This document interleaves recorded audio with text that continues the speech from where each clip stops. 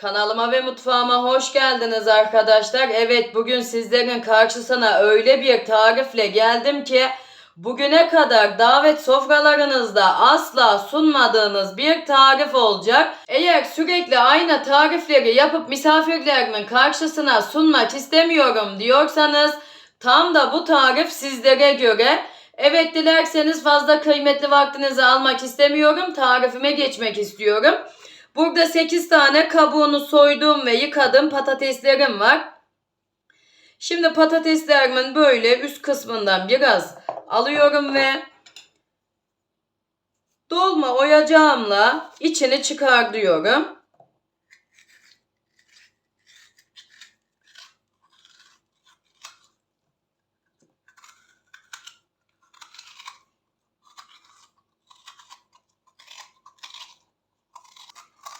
Evet, patateslerimizi ince olacak şekilde içini çıkartalım.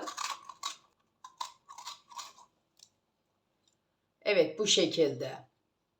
Hemen böyle yan tarafa alıyorum. Tekrardan patatesimin tepesini bu şekilde alıyorum. Yine aynısı gibi içini çıkartacağım.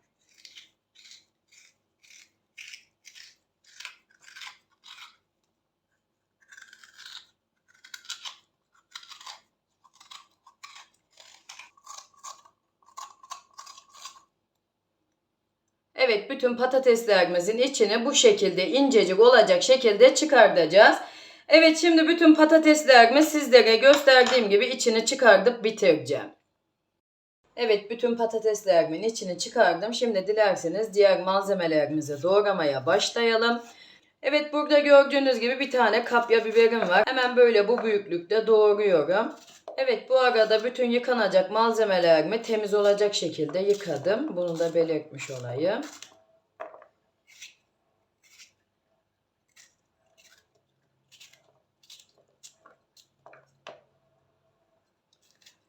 Evet, 2 tane de yeşil biberim var. Yine aynı büyüklükte doğruyorum.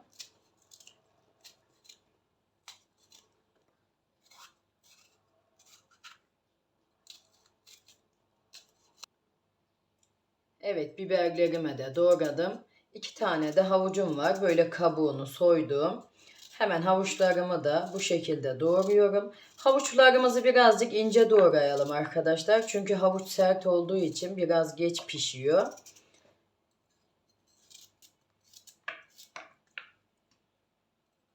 Evet, 3 tane de soğanım var. Hemen soğanlarımı da aynı büyüklükte doğruyorum.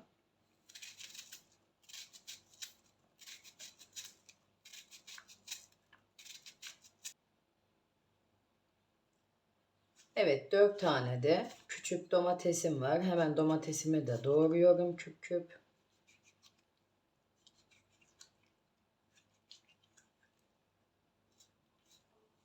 Evet, domateslerimi de doğrayıp bitirdim. Hemen böyle derin dondurucumdan çıkarmış olduğum sarımsaklarımı da doğruyorum.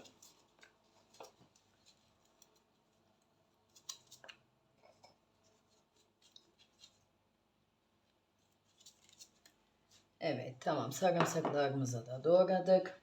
Evet, hemen tavuğumuzu ilave edelim. Tavuğumun miktarı 1 kilo bu arada. Ben bu küçüklükte doğradım. Fazla büyük olmasın tavuğunuz. Bu küçüklükte doğrarsanız çok daha güzel oluyor. Evet, hemen üzerine 1 su bardağı sıvı yağ ilave ediyorum.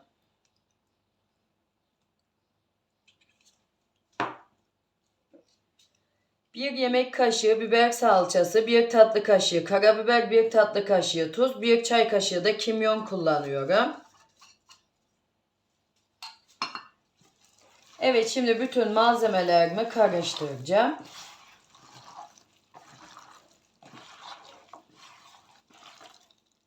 Evet, tamam, yeterli.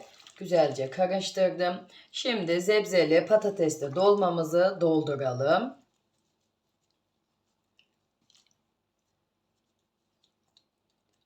Bu arada içim biraz fazla gibi. Üzerine daha da patates yaparım büyük bir ihtimal.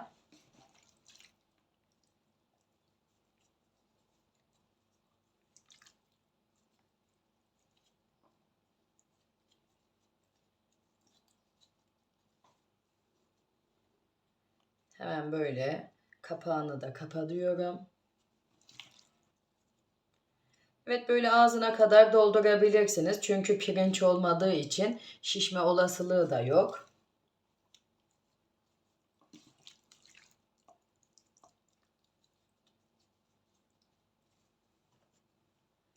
Evet, şimdi hepsini sizlere gösterdiğim gibi doldurup bitireceğim. Bilginize. Evet, dolmam hazır. Şimdi dilerseniz suyunu ilave edelim. Evet, ben 6 tane daha patates ilave ettim. Yani toplamda 14 tane dolmamız çıktı, bilginize. Evet, suyum az geldi. Biraz daha ilave ettim. Hemen yine suyumdan ilave ediyorum. Evet, tamam, yeterli.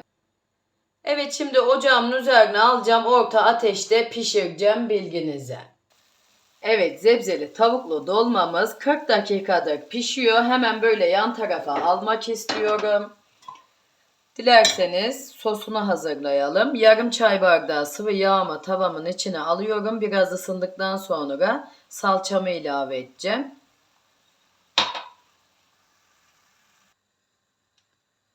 Evet, yağımız yeterince ısındı.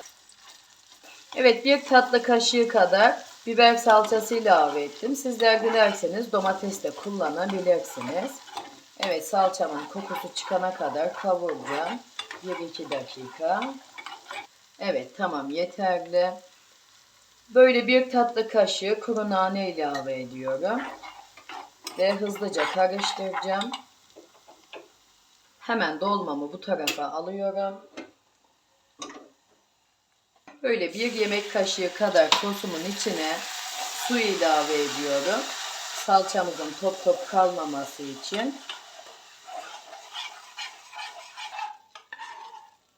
Evet, şimdi sosumu ilave ediyorum. Sosumu ilave ettikten sonra bir 10 dakika daha pişireceğim. Sonra ocağımın altını kapatacağım, bilginize.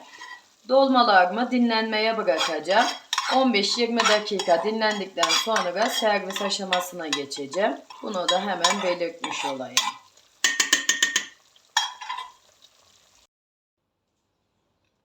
Evet, dolmamız dinlendi. Hemen böyle servis tabağımın içine aldım. Sizlere iç dokusunu sunmak için. Hemen böyle patatesimi açmak istiyorum.